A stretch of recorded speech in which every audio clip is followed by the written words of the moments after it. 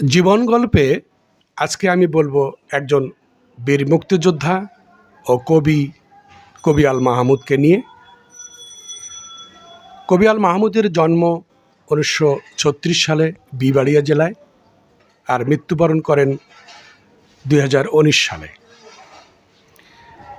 কবি লেখালেখির পাশাপাশি চাকরিতেও ছিলেন বাংলাদেশ শিল্পকলা একাডেমিতে। সেখান থেকে পরিচালক হিসাবে অবসর গ্রহণ করেন। তার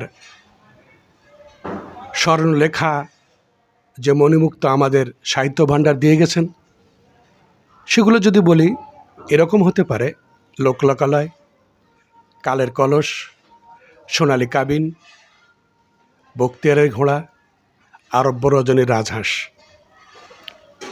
তবে তিনি শিশু সাহিত্যের জন্যও লিখে গেছেন পানকুড়ির রক্ত, পাখির কাছে, ফুলের কাছে। শেষে এটুকু বলতে চাই, কবিকে সচক্ষে দেখার সৌভাগ্য হয়েছিল আমার। এইভাবে তার লেখা একটা উপন্যাস বাংলাদেশ টেলিভিশনে নাট্যরূপ দিয়েছিলেন আমাদের রংপুর জেলার স্বনামধন্য কৃতি সন্তান আশরাফি মিঠু ভাই। তো উনি আমাকে কবির বাসায় নিয়ে গেছিলেন, ডাক্তার ভাই চলেন, একটু কবিকে এক নজর দেখতে পাবেন।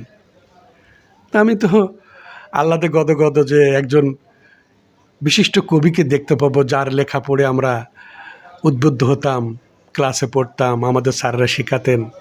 সেই কবি আল মাহমুদকে সচক্ষে দেখব। তো তার বাসায় গেলাম, নীললুঙ্গি পরা অবস্থাটা গেঞ্জি পরে বসে আসেন। আমাদেরকে দেখে উনি দরজা নিজেই খুলে দিলেন, আমরা বসলাম, কবির সাথে অনেক কথা হলো। উনি অনুমতি দিলেন নাট্যরূপ দেওয়ার।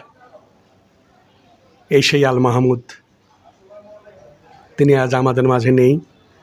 তার লেখা, তার কাব্য, তার কথা সাহিত্য আমাদের ভবিষ্যৎ প্রজন্মকে সারা জীবন পথ দেখিয়ে যাবে। কবি যেন আল্লাহর ভেস্ত নসিব করেন, এই দোয়াই করি। আপনারা ভালো থাকবেন, সুস্থ থাকবেন। আল্লাহ হাফেজ।